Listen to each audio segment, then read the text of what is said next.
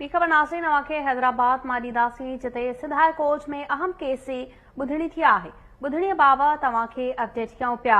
हैदराबाद जे Sindh high court में अहम case जी ॿुधणी थी आहे। नाज़रीन अपडेट कयूं पिया अवांखे अहम ॿुधणीअ बाबति। सिंध हाई कोर्ट में महरान यूनिवर्सिटी जे उस्तादनि खे इंतज़ामिया उहिदनि ते मुक़ररु करण ख़िलाफ़ दरख़्वास्त ते ॿुधणी कई वई आहे। हैदराबाद मां ख़बर ॾियूं पिया जिते सिंध हाई कोर्ट में महरान यूनिवर्सिटी जे उस्तादनि खे इंतज़ामी उहिदनि ते मुक़ररु करण ख़िलाफ़ दरख़्वास्त ते ॿुधणी कई वई आहे। सिंध हाई कोर्ट महरान यूनिवर्सिटी इंतज़ामिया खां उस्तादनि जी इंतज़ामी उहिदनि ते मुक़ररु करण बाबति नोटिस वरितो आहे। सिंध हाई कोर्ट में महरान यूनिवर्सिटी जे उस्तादनि खे इंतज़ामी उहिदनि ते मुक़ररु करण ख़िलाफ़ दरख़्वास्त ते ॿुधणी थी आहे।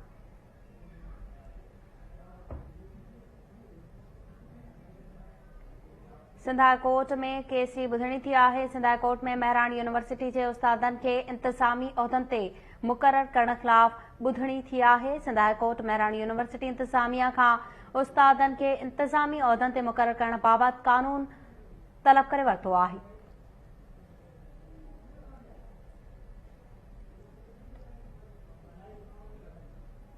सिंडिकेट में कानून साज़ी मौजूद आहे। अवांखे अपडेट कयूं पिया अहम ख़बर बाबति। अदालत पारां यूनिवर्सिटीअ जे फोकल पर्सन खे 26 अक्टूबर ते कानून पेश करण जो हुकुम ॾेई छॾियो आहे।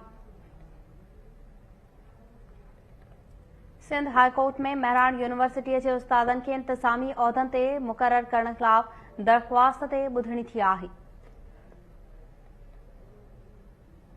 महरान यूनिवर्सिटी इंतज़ामिया खां उस्तादनि खे इंतज़ामी उहिदनि ते मुक़ररु करण बाबति कानून बि तलब कयो वियो आहे। तफ़सील मालूम कंदासीं। टेलीफोन लाइन ते मौजूद आहे KTN न्यूज़ रिपोर्टर इमाम अली भलाई। जी इमाम अली, अपडेट कजो।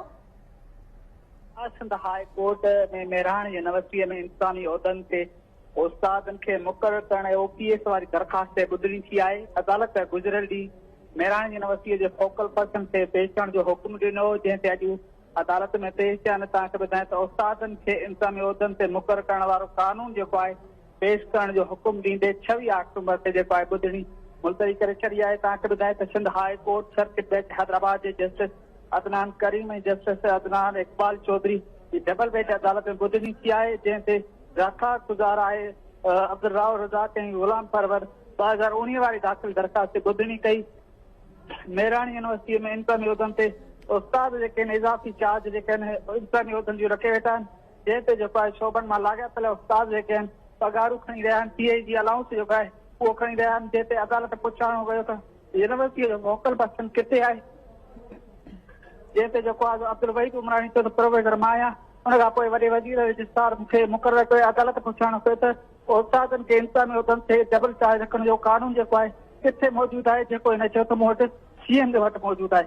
अदालत ॿुधणी जेका आहे 26 अक्टूबर ताईं मुलतवी करे छॾी आहे।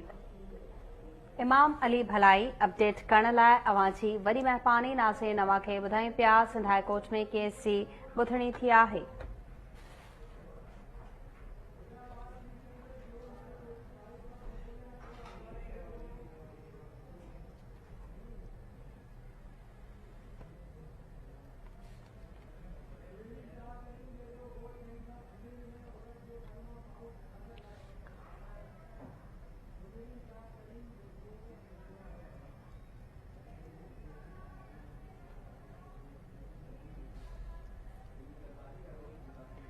सिंध हाई कोर्ट में केस जी ॿुधणी थी आहे। महरान यूनिवर्सिटी इंतज़ामिया खां उस्तादनि जे इंतज़ामी उहिदनि ते मुक़ररु करण बाबति कानून तलब कयो वियो आहे। अदालत पारां यूनिवर्सिटी जे फोकल पर्सन खे 26 अक्टूबर ते कानून पेश करण जो हुकुम ॾिनो वियो आहे।